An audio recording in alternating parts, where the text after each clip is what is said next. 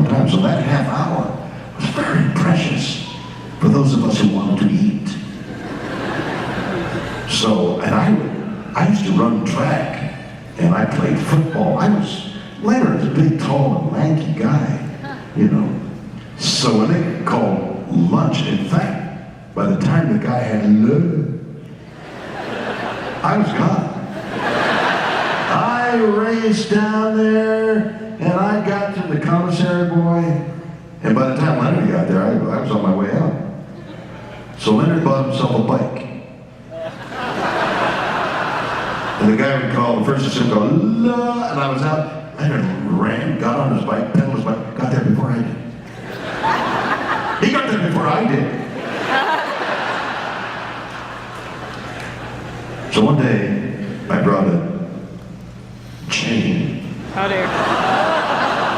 And one of those locks, the American lock, they used to have an ad where somebody would shoot a 45 at the lock and it still wouldn't break.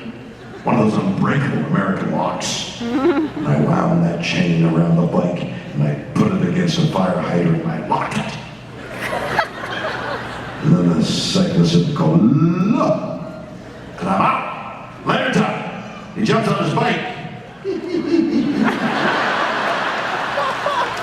a shitter, what do you know of that bike? I'm eating lunch, I don't answer that guy. So the next day, you can applaud later, I'll just hold it, I hope. He brings bolt cutters. And he cuts the chain, he beats me. The following day, I put his bike. Well, you know, in a studio like that, there's a lot of people who steal things. I didn't want Leonard's bike to be stolen. So I put it in my dressing room for safekeeping.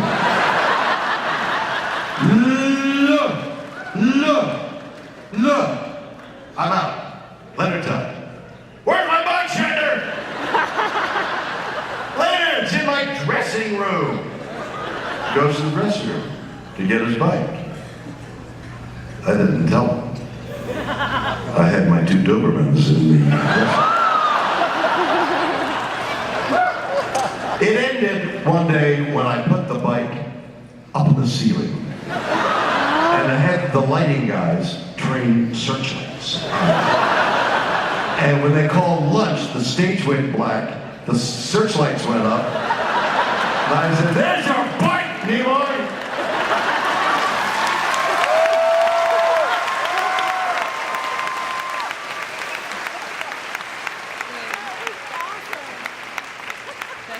Why are you standing on a chair? Because I'm not tall enough for the mic. Oh, I see. Get right close to the microphone so we can hear you. Okay. That's it.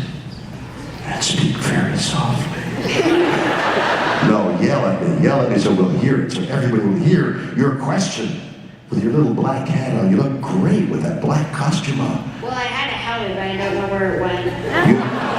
You had a helmet and you don't know where it went? Yeah, I lost it when I sat down. And I'll bet your dad is real happy about that one. I was wondering, when you played Captain Kirk, you defeated a lot of Klingons. But do you think you could win a battle for you? Absolutely! What are you talking about? Fight until they drop. Or maybe you gotta run. Let them run after you. You run until they get tired, then you turn around. And then you get them and you fight them and you cycle like that, kick them like that, push them like that, come on.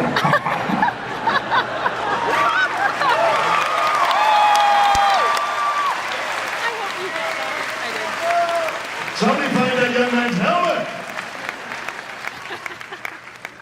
Oh my gosh. Well, that sounds like you have a young man. Oh, there you go.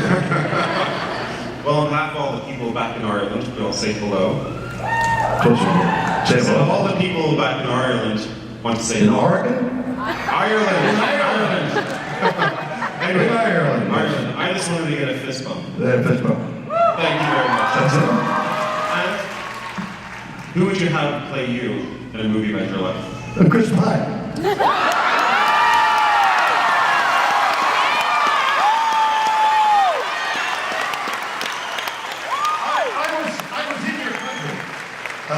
couple of years ago, and some of you may know, I love horses, and I ride horses a lot. And so, one of the great joys, Ireland is the place where horses are.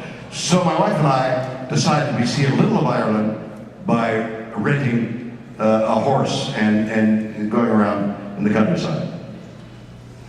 So we went to a rental stable, and we rented a couple horses, and the young lady who was renting the horses says, I'll take you out on the trail. So we all got up on our horses, and I was on this huge Irish bay horse, and I got up on it, and immediately the gnats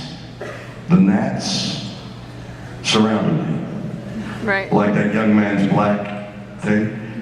The gnats all surrounded. I couldn't see. There were so many gnats. I couldn't breathe because they were in my mouth. That's Okay? nasty. And I said, the horses attracted the gnats because before I got up on the horse, there were no gnats. I said, the horse? She said, oh yeah, that's terrible. She says, here, you take my horse, I'll take your horse. So I got off my horse and got on her horse. The gnats followed me. That's the worst country for gnats. I'll tell you something else that happened to me. They have gillies there, right? Guys who show you where to fish and hunt. So there was a guy in a village, he was the gillie. And we said, we had fly fishing. You want to fly fish in Ireland? That's the place to go get rainbow trout or whatever it is they have there. Salmon. He said, I'll show you. I'll take you where you want to go. So, my wife and I carrying our fishing rods, walk along the stream, and we see a little spot, and there's a guy there. And our gillie says, hey George, how are you? And George says, I'm fine, gillie, well, nice to see you around. Good luck today, good luck to you. Walk a little further along, and see another guy. And he says, hey Dick, it's nice to see you, how are you doing there? And Dick says, hey gillie, I haven't got anything yet, but finally we find a spot. And I cast out there, and I cast out there. My wife Liz cast out there, and can I no fish. After about an hour, I say, hey, gillie, there's no fish here. He says, oh, no, there's no fish here. I said, what? There's no fish? He says, no, they haven't been fishing here in 20 years. I said, well, what are all those guys doing casting out? He says, oh, well, we're members of Alcoholics Anonymous. We come here for the relaxation of just casting out.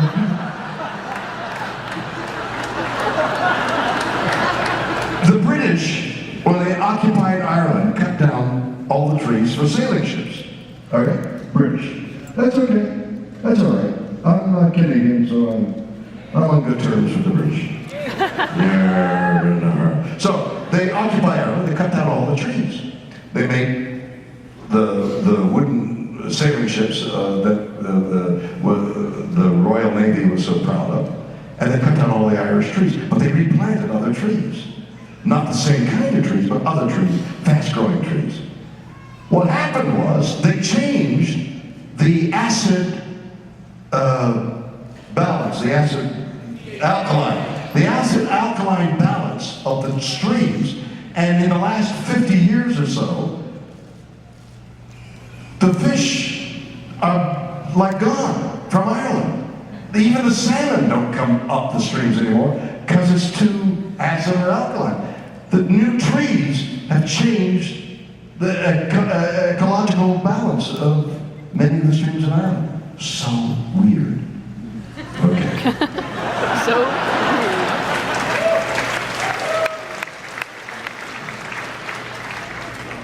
Hello. Bye. Bye. So I What do you got behind you? What? What have you got behind you? My wings. Oh, wings. Okay. Yeah, I made them myself. So they do it. Well, thanks. But they're black. What, from what? They're black wings. No, that's Aren't you a okay. little afraid of being followed by black? I'm an angel. I don't have to worry about that. But black angel. Does that worry you at all? No, I'm good. I'm good. Run up and down here a little minute. Let me see your black wings. So just take a few steps here. You realize you're the only run for, Oh, right? say that again? You're the only person I would run for on command. You and me, baby. Oh. Beautiful. Got it. I thank you for that. So at Phoenix Comic Con a couple months ago, Vic Mignogna premiered Star Trek Continues, the first episode, and he said he consulted with you on how to stay true to the original show, and I was wondering what you thought of the final product or their attempts to kind of stay true to the original versus the reboots. Please. What did she say? Simply now. Okay. Slowly. Vic Mignon is a So Vic Mignogna, Who? he said he talked to you. Who? He's a voice actor. He played Kirk in Star Trek Continues. It premiered a couple months ago. Okay, I gotcha. All right. Yeah. I was wondering what you thought of their efforts to stay true to the original story. Oh, you want to know, that's the sort of, dare I say, cheap version of Star Trek. You can dare to say that, yeah. I wouldn't say that to him, but don't tell him that. You'll see this anyway. So I was wondering. And you want to know how true the version is? Yeah, I was wondering what you thought of it. You know, I haven't seen it. Have you seen it? I have. And what do you think? I thought it was pretty fantastic. Well, so did I. Tell him. Next question. Oh man, Vic. Bill, this will be the last question. This will be the last question. I'm sorry. This better be a good question, boy. I'll try. Boston Legal is my favorite TV show of all TV. I just would like if you could share your best memory from filming Boston Legal. Well, Boston Legal is my favorite. One of my favorite shows, too. And the time I had with James Spader on that balcony was more fun than anything. And it was so well written by David E. Kelly, and James was such a wonderful actor. We had a great time. So those moments of that wonderful cast, Candice Bergen and René Aubergenois, and they were just wonderful. I had the best time. The only drawback for me was that studio was in rush hour, a 2-hour drive in rush hour to get to the studio. So if I was going to be there at 6 in the morning, I had to leave 4:30 in the morning. And getting back is another 2 hours. It was a 4-hour round trip if it was rush hour. Unless we worked very early and worked very late, and then it was fairly clear. So when it was over, it was like one of the great jobs any actor could have. But the difficulty of getting to the place was so onerous, I kind of breathed a sigh of relief. Although the next year, when I did Believe My Dad Says, that when I rode my bike to the studio, it was so close. So I had a couple of things going. Ladies and gentlemen, thank you. It's been so fun.